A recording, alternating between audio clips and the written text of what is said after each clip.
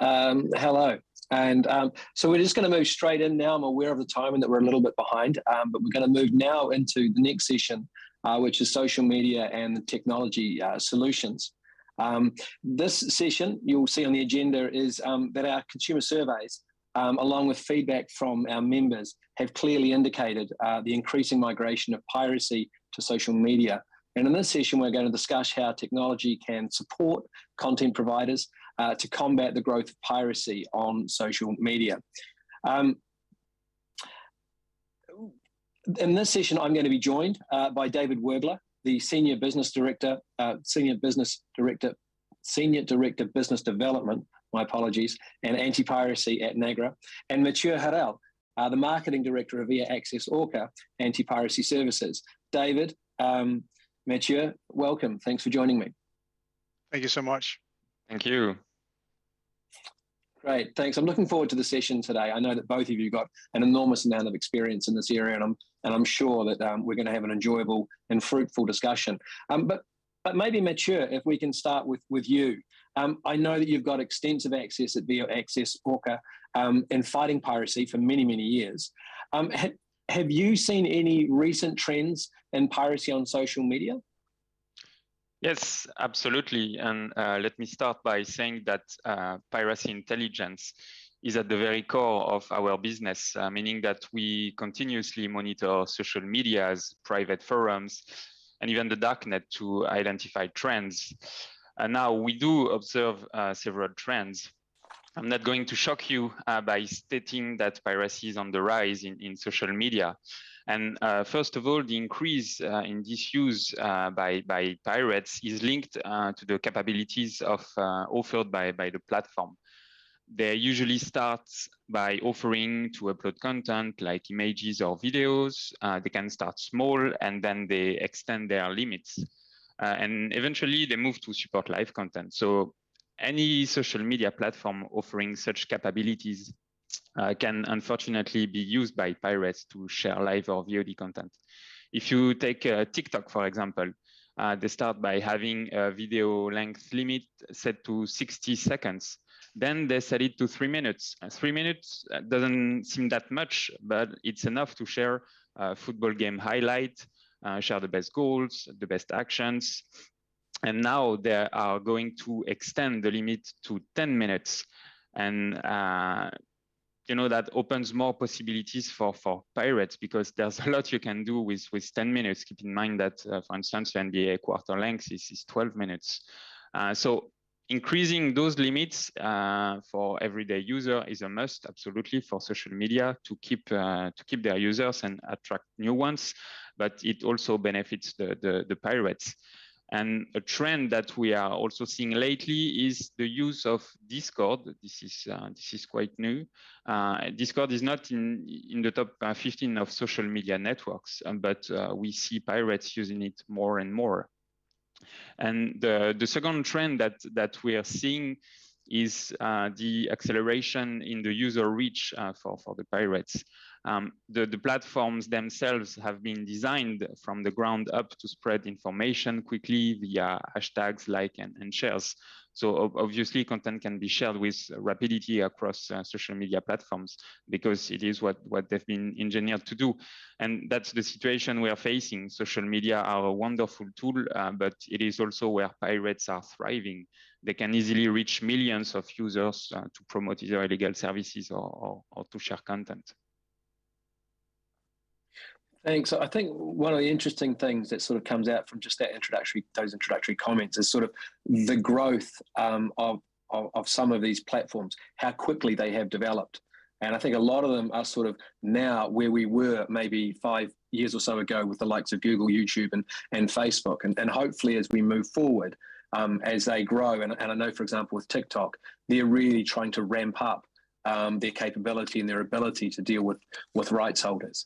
But David, I just want to flick across to you because I know as well that you and NAGRA have got an awful amount of time at the coalface in fighting anti-piracy online, and in particular in social media piracy. Have you seen any particular trends on social media piracy? Yeah, I think as Matthew said before, social media is central to many people's lives, right? So of course, piracy also comes out of social media a lot. I think it's really, really key to distinguish between, social media is just not one thing, right? It's a different, social media is different things. There are different types of social media. There are different places in the process of social media, in the development of each social media as well.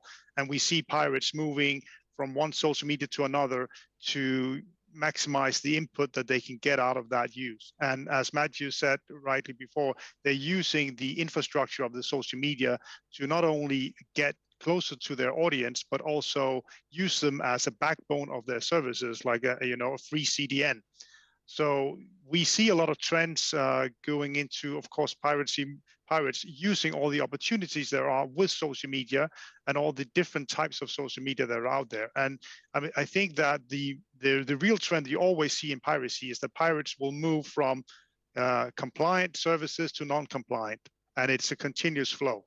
And we see more and more services, then they start to ramp up, as we see with TikTok starts to ramp up, then we will see piracy gradually moving away from TikTok. That being said, it's not that even the bigger platforms that are compliant and trying to be compliant, they still face issues, but then it might be other more hidden issues. It might be selling services in private forums or private chats, et cetera, using forums to interact with customers to sell, sell pirate services instead of just sharing a video online. Right? So there are different use cases for social media as well. And what we try to do a lot at NAGRA is to emphasize the intelligence piece of this and get to the root cause of this, which is a combination of online intelligence, in-person intelligence and infiltration, and also watermarking and other techniques that we can use to identify the pirates. Yeah, thanks. You're right. Social media it's a big beast. And as I touched upon in my introduction, when we did our consumer surveys, our last round of consumer surveys last year, we identified that social media was the main area where people were accessing consumer pirated content. But what we neglected to do and what we need to do now is identify, well, what social media? It's not necessarily fair to paint them all with the same brush. So yeah, a lot of work to be done there. Mathieu, just skipping back to you. I had a seminar early this week where we discussed in particular Telegram.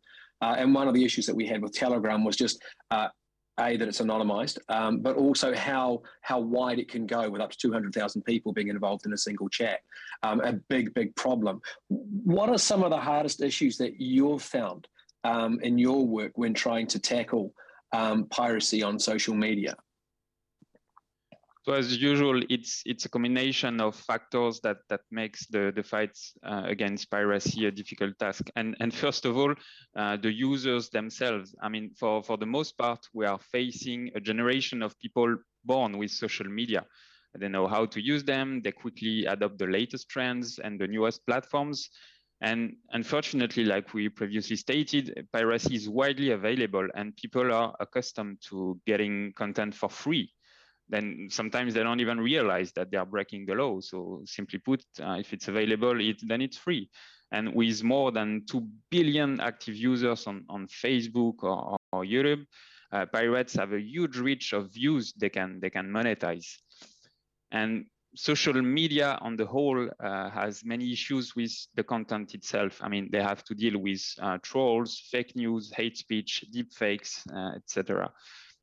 And it will be a very optimistic viewpoint to assume that their tools alone will help protect the content from being widely and rapidly shared across the networks. And even when they offer tools to fight against piracy, those tools are not 100% foolproof. For instance, you do have some fingerprinting on YouTube. This fingerprinting technology is quite good, but it doesn't get all the videos. And this is one of the hardest issues, that if you leave just one video behind, it's enough for people to watch content for free. So you need to extensively look for content. You need to make sure that all the links are closed down and content is taken down from the major social medias. And unfortunately, automation is not always possible, and automation cannot cover all cases. For instance, coming back to the YouTube use case, whatever the text you're typing in the search bar, you'll get results. And that's the way it works. So it's impossible to fully automate. You need people. You need to have a dedicated team to handle those use cases.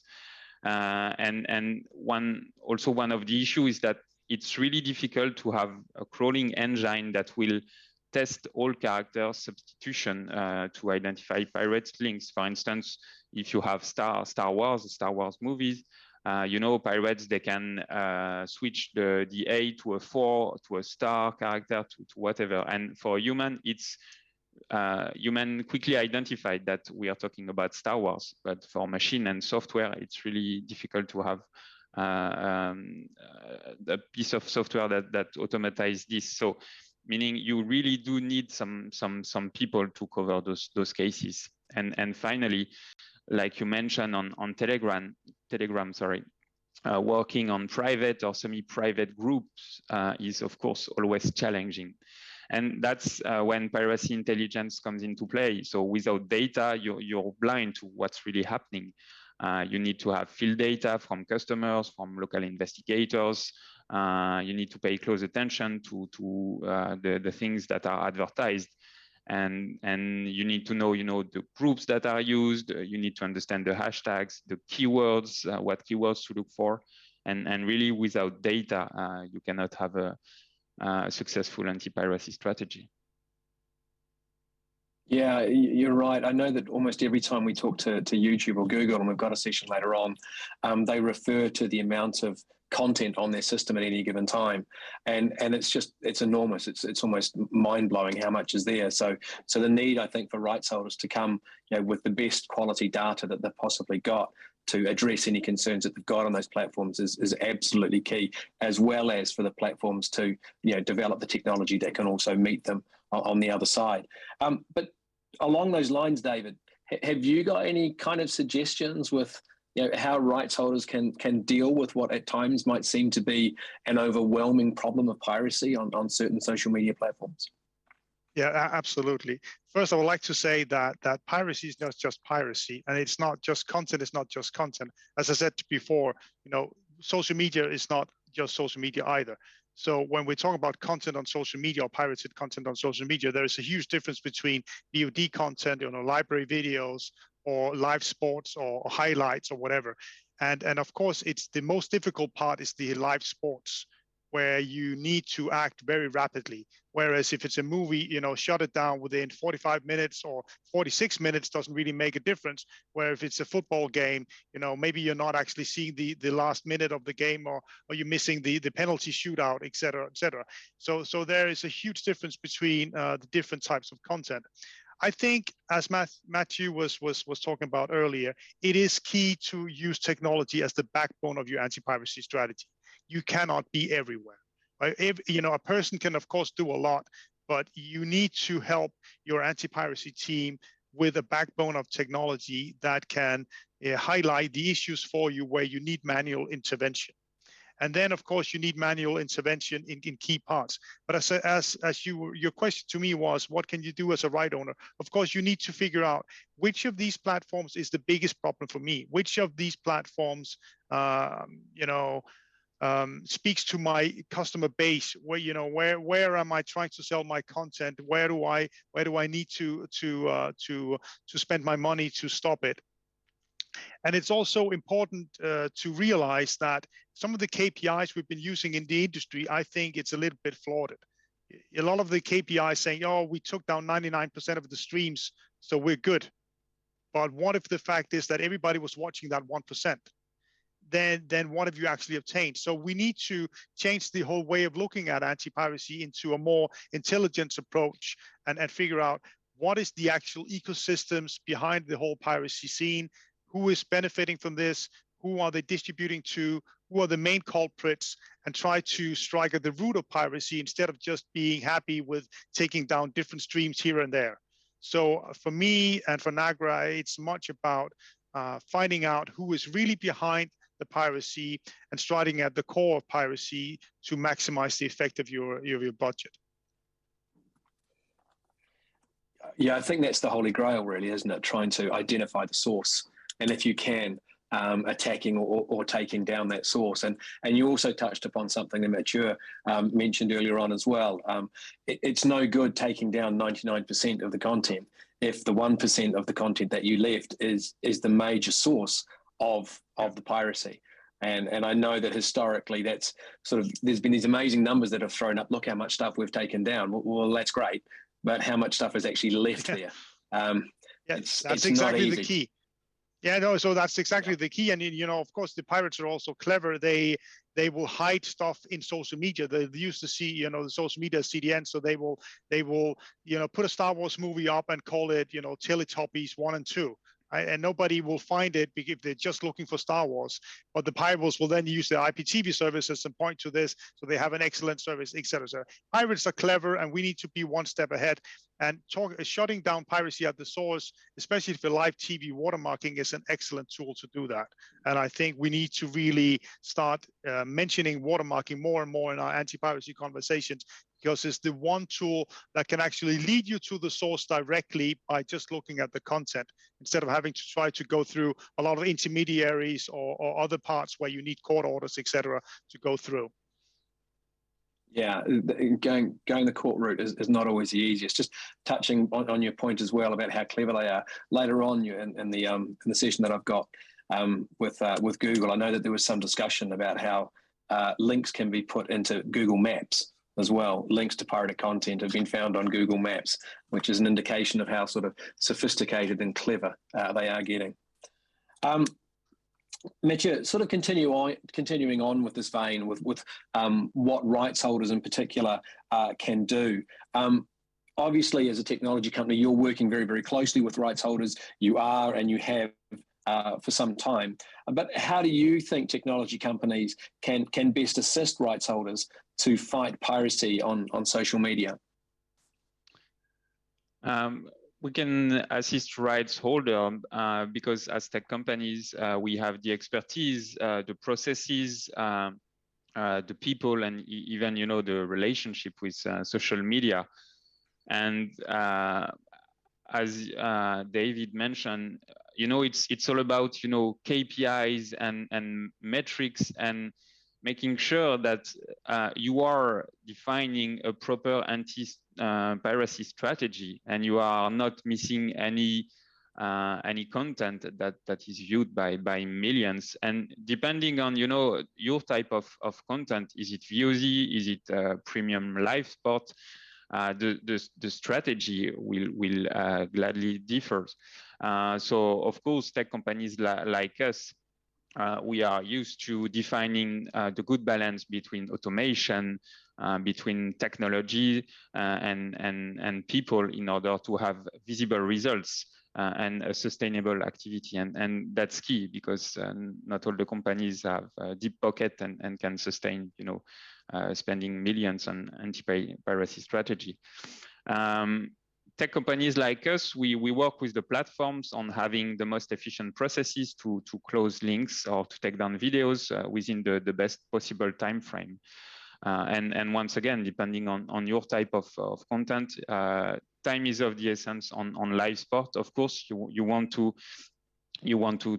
shut down the stream within possibly the first quarter of a football game, for instance. On VODs, 1 hour or 2 hours doesn't make that much difference. So we do have access to the API to do real-time reporting and to do takedown. And building this type of relationship with the platforms, first of all, takes time.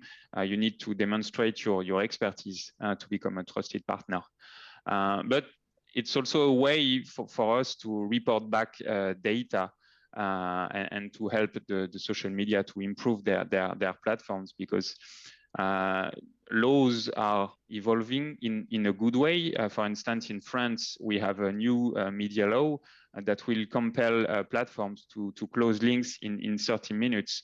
And social media, they can work with us, tech companies, to make sure that they can reach those time frame. And fighting against piracy is all about collaboration. Collaboration with the platforms, collaboration between rights holders, tech companies or other actors, really collaboration with everybody in this industry. It's a fight that has very little chance of success if you do it alone on your own. And the issue is so big that we need the help of everybody. And being part of association like CAP in this area or the AVIA in Europe helps to share the knowledge, to share data, to improve results for everybody. Thanks. Yeah, I mean, obviously, as sort of the general manager of CAP, I'd absolutely agree with collaboration being key. And I think this is sort of one of the things that we're doing here. I think it can be tempting to try and go it alone. But I think it's really, really helpful to get everybody as much as possible under the same tent. And at times, I think the social media companies as well will respond to that. Let's call it collaboration, where it could also be pressure, sort of peer group pressure. We need them to sort of like come along and be inside the tent. But David, same question for you. How do you think technology companies can best assist rights holders to fight piracy on social media, however we define social media? So I think, of course, technology has to play a role and will have to play a role, because it's simply impossible to solve the piracy just by enforcement, human enforcement alone. To fight piracy, we need three elements. We need technical excellence, we need good legislation, and we need enforcement. And so they're all intertwined between each other. They're all connected. And as a tech company, we have the responsibility and the mission to find the best technical solutions for this. It could be watermarking, it can be intelligence databases, it can be processes to deal with social media or other web accounts or other online accounts. And it can be other sides of interesting technology that can help to combat piracy in general. What I think is key for the customers is that we will help them find the best technical solution available for them, for their piece of content and for their situation in particular. And also, we have to understand that it's just because you have a nail, you can't just use it everywhere, right? You have to figure out to use the right nail at the right time. So technology is not just about using the latest one everywhere. It's about using the best one at any given time. And then, of course, we need to think out of the box and cooperate and come up with new solutions and new technology. We've depended on CAS for many, many years now. CAS won't help us so much in the online world. We need other tools here, watermarking, intelligence, cooperation with these online online medias, and blocking in certain areas like AVIA and CAP has been involved in blocking in a lot of territories, very helpful. All these things need to be combined into one big strategy and figure out what works best for the individual rights owner. Okay, thanks. Look, I realise we're getting towards sort of like the end of our session here, and without wanting to sort of like put you too much on the spot, I'm going to put you on the spot. Mathieu, if we start with you first of all, if you could give us sort of your top line as what you think the biggest problem is currently on social media and the best solution to tackle that. So one of the biggest problem that we are currently facing is the fact that CDN prices are cheap and they are hosting content, and on some social medias like Telegram, it's so easy to replicate and to share the content that it's duplicated everywhere, and it makes it really overwhelming when you're facing such issues. Now, the solution to that, once again, is to talk to those platforms, to get APIs, to compel them to provide the tools to fight against piracy. And I believe in education and, getting APIs instead of, taking them to court, because it would be inefficient, would spend a lot of money. And it's easier to make everybody understand the gravity of the situation and to get proper access to tools instead of, being too strict about that. And now I agree with David. Watermarking is one of the key topics that we need to put more focus on, really, and especially for live content. It's not a silver bullet. I mean, as soon as watermarking is deployed, it's going to be attacked. Once we will shut down streams, pirates, they will realize that watermarking is used. They will try to bypass it, to crack it. So it's not a silver bullet, but it's one of the key tools, especially when we are talking about fighting against the illegal redistribution of live content. So watermarking is indeed really key. Sure. Thanks. And again, David, back to you. So the biggest problem as you see it and the best solution.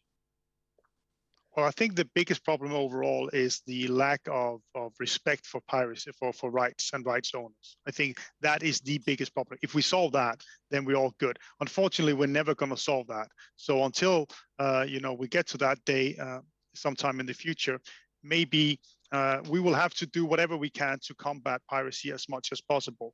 I unfortunately also think that there's a trend in social media or on web service and online services in general, is that as more established you get, the more compliant you get, the sooner piracy moves away from you to a new platform, to a new, and then it starts all over again and all over again. So we need to rethink this in the business. Say, okay, great, we got a deal with Telegram. Great, we got a deal with Facebook. But now they're using something else or something else and something else.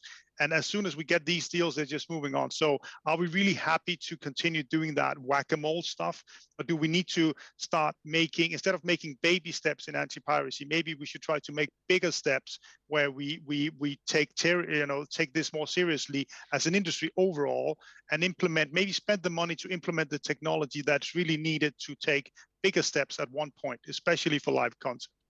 And that's why I'm going back to watermarking all the time, because if you imagine that all live content in the world was watermarked, we would have a huge advantage towards where we are today.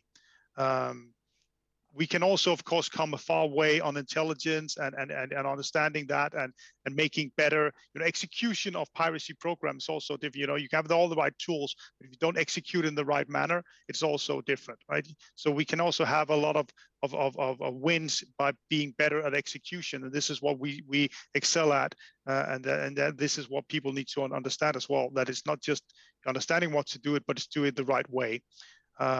But we really, as an industry, I think, need to have more serious conversations about what can actually be done to take bigger steps at once, instead of just guiding people to new solutions all the time. Because I think that's what we're doing for 20 years somewhat. Yeah, I would agree with you. But it's hard to do, to sort of get everyone around the room, to get everyone to agree. And I think that we also need to have, it can't just be rights holders. We've also got to have the technology companies, and we've got to have the governments, if at all possible, in the same room and agreeing. But then we have the issue of, but then it's going to migrate to a platform that may not even be in existence at the moment. But I think, if at all possible, we need to try and come up with more holistic and future-proof solutions. Yeah. Okay, look, I don't think there's any silver bullets, right? But thanks. Sadly not. But we are now out of time. David, Mathieu, thank you both very much for your time. We will be having ongoing discussions. Social media is not going away, and neither are the technological solutions to piracy on social media. So I look forward to working with you both in the future, and thank you once again for your time today. Thank you so much. Appreciate it. Thank you. Cheers.